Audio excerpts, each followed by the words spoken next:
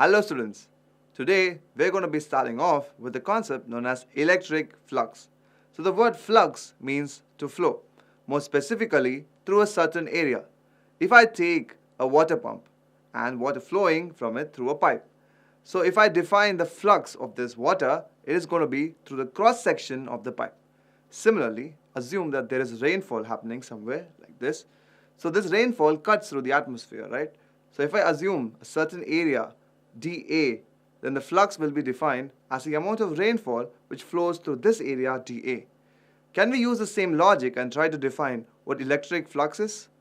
Assume that there is an electric field present right around me in this direction. Let me take a small area dA like this. So what will be the electric flux? We're going to give the notation psi. So psi, which is electric flux, is equal to E dot dA, where E is electric field vector and dA is a cross section which we just assumed. Now this is a dot product, right? The important thing to notice here is that the dA vector is a direction that's perpendicular to that of the area. Basically, this normal to the area in the dot product of that with the electric field gives us the electric flux.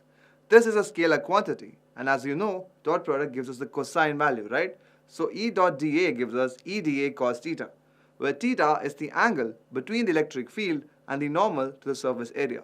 This value can be 0, can be positive, or even negative.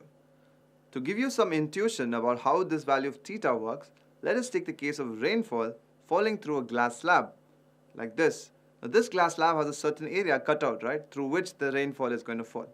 Initially, I'm going to place this in this orientation, wherein the angle between the normal to the slab and the rainfall are parallel to each other. So what will be the flux in this case? So that will be the velocity vector times the area normal, right? That is VA. But what will be the case if I rotate it by 90 degrees? Well, in this case, there will be no rainfall flowing through this hole, and because of that, the total flux will be 0. Now, how about if I slightly tilt it to an angle of 30 degrees? In this case, the value of flux will be VA cos 30, right? Now, take the same understanding, but this time I'm going to apply it for electric fields and the area vectors. Assume that these small area elements, which are similar to the rectangles that we saw before, are representing the dA vector, basically the area vector. So, the electric field is in this direction, right? So, how is it going to affect these area elements? The flux is going to vary just like it did with the rainfall. In this case, we'll get the maximum value, which is E dot A. And in the second case, we get a 0 value because they're in the same direction. And of course, in the last chance, we get EA cos 30. Now, this understanding is very essential when we are dealing with three-dimensional structures and complex problems wherein the electric field is related to electric flux. Now, we understand that this area element, right, it can be anywhere in space. It can be in any orientation that we please. Because of this, the normal, which is the perpendicular to this area, can also be in this way or on the opposite side, like this way. But what if I have a very different object? Assume a closed object like this. So what will be the normal or the perpendicular to this certain area element right here? Of course, this area element can also be somewhere else on this object, right? Assume here, or probably here. So each of these dA, or the perpendicular vectors, are all in different orientations. This is no way similar to that of an open area surface, which we assumed in the previous case. So in this case, the orientation is very important. And now we are going to calculate what is electric flux for this closed object. Take this small element, and now the electric flux for this small element is going to be E vector dot dA vector. Now for the entire body, we're going to do something called the closed integral. A closed integral is basically calculus, but it assumes that the body is not a straight line or a planar structure, but rather a three-dimensional structure. Basically, we do the integration but over a three-dimensional structure with three different limits. And here we go. We get a closed integral of E dot dA, which will give us the equivalent flux of this body. This value, however, can be 0 or positive or negative, again, as it is a scalar quantity. I'm going to take a point charge and try to place it inside a sphere of radius r. And this point charge has a charge equal to that of plus q. It's a positive charge. So what do you think is going to be the electric flux of this point charge through this sphere. To understand that, we need two different components. One is the electric field and two is the area vector, right? So dA in this case, let's take this small region here. So dA is going to be in a direction that's perpendicular to that of the area, right? So that is going to be a direction like this. The electric field of a positive charge is always going to be flowing outward from the positive charge. And it means that it is in this direction. Did you notice that always at any given point, the electric field is going to go outward from the central charge? And because of this, the area element and its normal will always be parallel to that of the electric field. The electric field and dA are always in the same direction. Because of this, the cosine 0 value will become 1, and we get that the electric flux is nothing but E dot 4 pi r square, where 4 pi r square is the surface area of this sphere given right here. So the value will just be E into 4 pi r square. And what is E? We know that that's equal to Q by 4 pi epsilon naught times 1 by r square. If we substitute the value, we get Q by epsilon 0. As simple as that. So the flux for this system is equal to Q by epsilon naught. What's interesting about this relationship is that there is no r in this equation. Basically, there is no relevance of the distance in this equation. What this means is that at any given point away from this point charge, the electric flux is always going to be the value Q by epsilon naught. And this is kind of logical, right? If I take a cloth bag, the air can flow in and out, right? It can flow in from all directions and at all given points. It can flow in, it can flow out. This is kind of the same understanding that we can expect when it comes to this point charge present inside a sphere.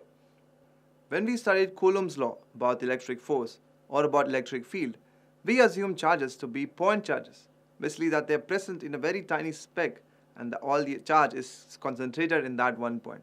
And using this logic, we did vector addition and superposition principle to solve complex equations with a system of n different charges.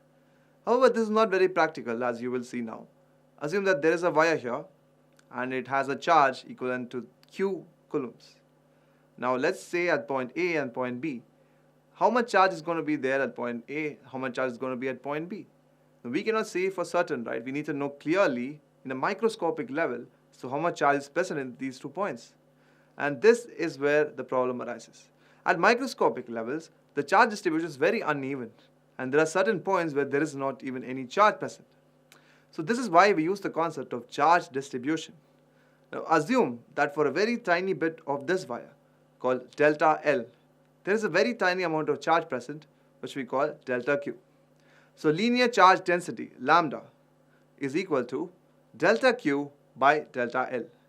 Basically the amount of charge present for the tiny amount of length. What will be the units for this lambda? Now, that is going to be coulombs per meter, right? Charge per length. Now, this gives us a more accurate description of the charge that is contained in this wire. Because I can say it has 3 coulombs per meter or 30 coulombs per meter. This makes it much more accurate, much more easier for me to understand how much charge is actually present in this wire. Now, can we use similar understanding to figure out what will be the charge density for this surface? Now we are not talking about a line, we are talking about a surface. Right? We are going to define a new term for this, which is the surface charge density, just sigma. Sigma is equal to delta Q by delta S. Delta Q is a tiny amount of charge which is stored in this tiny area, delta S. Similarly, can we apply the same logic and find out what will happen for a 3-dimensional object, which looks like this? So if I take a small volume element, a 3-dimensional element, so what will be the charge density through this small element? Well, that is going to be rho. Rho, which is the charge density or the volume charge density, is equal to delta Q by delta V, where delta Q is a tiny amount of charge present, you guessed it, in that tiny volume element. Now let us bring all these 3 elements together. Put those equations one after the other. So here we have lambda, here we have sigma, and here we have rho. Now if you notice the denominators of all these 3 cases, there is something very peculiar. Take lambda for example. If the value of dl is very, very small, if that tiny bit of the wire is tending to 0, then this will become a differential. Same thing will apply to the area and to the volume. So what we will get is lambda is equal to dq by dl, whereas sigma is equal to dq by ds, and rho is equal to dq by dv. This transformation is very useful when we are solving problems pertaining to electric field, especially when the object is not a point charge. Take this area for example. This area is charged, of course, and at a certain point P away from it, I want to find the electric field because of this object. So how do I go about solving this? Firstly, I'm going to take a tiny area element, which is delta S. Now, this delta S contains a charge which is equal to delta Q. Now, what is the charge density, sigma? That is going to be delta Q by delta S. Now, I'm going to substitute this value in the electric field equation, where E is equal to Q by 4 pi epsilon naught times 1 by R square. So I'm going to substitute the value here. And if I substitute the value of charge density, I get this equation. Now, if I notice, this equation is not going to go anywhere unless I assume that delta S is pertaining to 0. It is a very, very tiny amount of area. Because of this, this becomes a differential. To find out the electric field, all I need to do is integrate the right-hand side of this equation, and we get the answer. I hope you understand how electric flux work and how charge densities work. Let's meet up soon on another interesting session. Let us summarize. Electric flux is defined as the dot product of electric field and the vector perpendicular to the area, which is dA. It is a scalar quantity. Direction of the normal to the area vector is always defined as going from inside to outside the object. For a closed object, the electric flux is defined as the closed integral of E dot dA. For a sphere enclosing a point charge, the electric flux is equal to Q by epsilon naught. It is independent of the distance from the point charge. We use the concept of charge density to describe the charge distribution in various objects. Linear charge density, lambda, is equal to delta Q by delta L. Surface charge density, sigma, is equal to delta Q by delta S.